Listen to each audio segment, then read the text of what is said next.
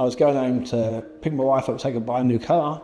Next thing I knew, I was woken in hospital about 3 weeks later. I can't remember any of the accident. I can't remember the car hitting me. The first person I saw was my son. And I said, "Jack, some bug stole my leg." He goes, "We've been telling you for weeks."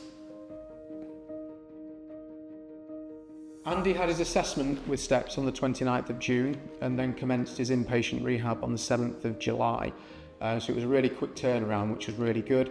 The whole idea was to get him from the NHS facility that he was in into the private facility without having to go home, which helped with the continuation of care.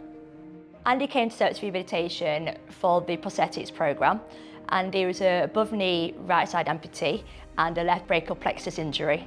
I followed Andy throughout all of his journey. One of his biggest fears was being a family burden. So that was kind of underpinned all of Andy's goals, was to not be a burden on discharge to his family. I used to be able to do stuff by myself and I'd help people that needed it rather than being helped myself. So that's difficult in your own head, getting roles reversed, all this sort of thing. I first met Andy at STEPS Rehabilitation when he was on the amputee rehabilitation programme. During the initial assessment, it was really obvious he was a driven and passionate person and just wouldn't be stopped by anything. And his goals were to return to as many activities as he possibly could. So we decided early on that Andy would be suitable for the Kenevo K2 knee from Ottobock.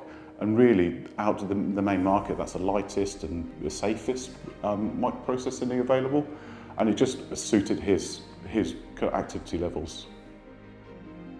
He's always been an outside sort of guy. So he thought, if he's getting back outdoors again and he falls, how's he going to get back up? So Andy's approach to everything is just getting stuck in there. And that was a massive achievement when Andy then managed to get up and off the floor, and Andy just approaches everything head on. So he had to work closely with the specialist physiotherapist at STEPS Rehabilitation to learn when to wear a leg initially to avoid too much rubbing or problems, when to give himself a rest. The benefits of STEPS prosthetics and STEPS rehab for clients like Andy is that everything is under one roof. You know, they work collaboratively, they've got the prosthetic side in-house.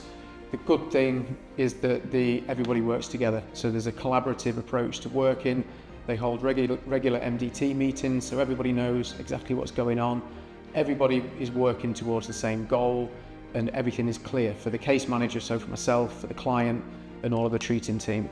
The team at STEPS, I can't fault actually any of them at all. They was all fantastic.